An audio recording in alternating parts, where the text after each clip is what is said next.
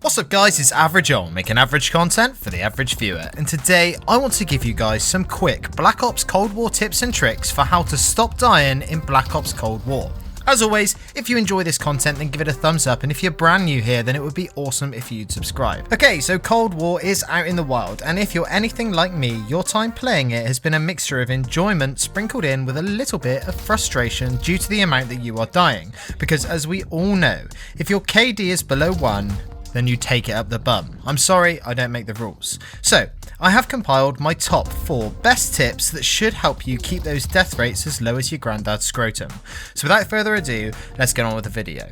Number 1, take cover. One of the biggest learning curves when you're coming over from Modern Warfare to Black Ops Cold War that you're going to face is undoubtedly the time to kill. Modern Warfare was pretty standard in terms of how much health you had at 100, but also the time to kill in general was pretty fast. What this meant was that often gunfights came down to who saw who first and who had the best reactions. However, in Black Ops Cold War, the TTK is considerably longer, meaning that just seeing someone first is no longer enough to guarantee that you win that gunfight. This means you'll have to maintain your aim and accuracy for a longer period of time and track your enemies with a lot more precision.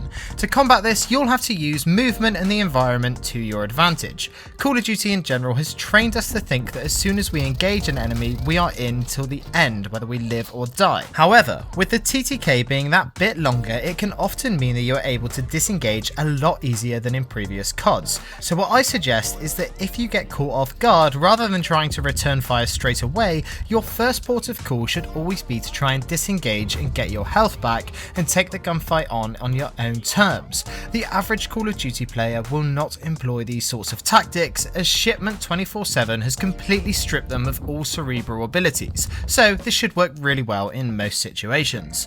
Number 2, pack the right gear. In every Call of Duty in the past, you are only as good as the equipment that you carry in with you, whether that be grenades or perks, and Black Ops Cold War is no different. There are a few things at your disposal that I would say are a must-have if you find yourself dying a lot in game. Now the first one is most definitely going to be Flak Jacket. In Cold War, the grenade spam is real.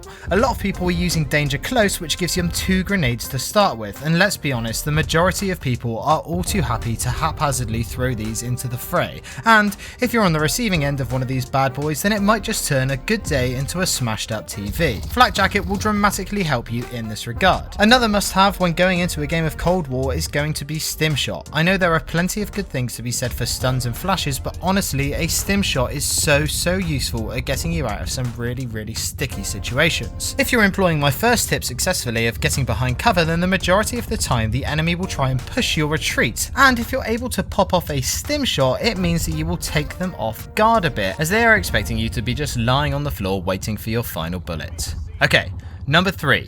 Be sneaky. There are a number of different playstyles that can help you in Black Ops Cold War, and they range from hiding in a corner looking at one single door for the whole game, to charging in headstrong like Rambo after he's just got a hooker to blow G Fuel up his arsehole through a hollowed out biro. But if you find that you're dying a lot, then it might be a good idea to adopt a more stealthy approach. So, in order to play like a sneaky snake, there are a few things that you must have before you start a match, and these are Ninja and a suppressor. I've said it before, and by God I'll say it again. Suppressors in Cold War are invaluable, as it enables you to take out multiple enemies from behind their lines without giving your position away. Similarly, Ninja will allow you to sneak past them in the first place to be able to take them out from behind without being spotted. In order for these to be most effective, you are going to need to read the flow of a match and flank accordingly. A lot of maps in the game are loose 3-lane maps, meaning that for the most part you can either go left, right or down the middle. To use the new sneaky playstyle to its full advantage, I would suggest that you look to see where your friends are, and then go the complete opposite way until you end up being behind where the enemy is, ready to ruin their day. Number 4, knowledge is power. There is one thing that will always win any battle on any game, and that is intelligence. Knowing where your enemy is a surefire way not to let them kill you. I mean, it makes sense, right? So what I would suggest that you do is always run both Field Mic and Spy Plane. Now the Spy Plane is pretty self-explanatory, as you will have to passively earn it over time, but there is a bit more to think about when using the Field Mic. The thing is, the Field Mic can stay active for a long time in a game and provide you with really valuable information, and it's very important to understand how they work. So they will highlight enemy movement, if they aren't using Ninja, on the minimap within a circle. But rather than only showing you the enemies on the same elevation as the mic itself, they show you all the enemies on levels above and below. I see way too many people chucking these things down with no rhyme or reason, but I'm telling you, there is a right way to use them. For example, the B flag on Armada's strike is an extremely high traffic area, and as a result can lead to you dying there a lot. But if you hide your Field Mic in the little walkway underneath on the side closest to the enemy flag, you'll be able to both protect your Field Mic by hiding it, as well as see where your enemies are coming rather than when they're already there, which you will know because they'll be shooting you in the face. You can do this on most maps, as the majority of maps in Cold War will have a quiet area above or below a more high traffic area, and getting this intel can really help you a lot. So there we have it, my 4 best Black Ops Cold War tips and tricks for how to stop dying in Black Ops Cold War. I really hope you found at least one of them useful.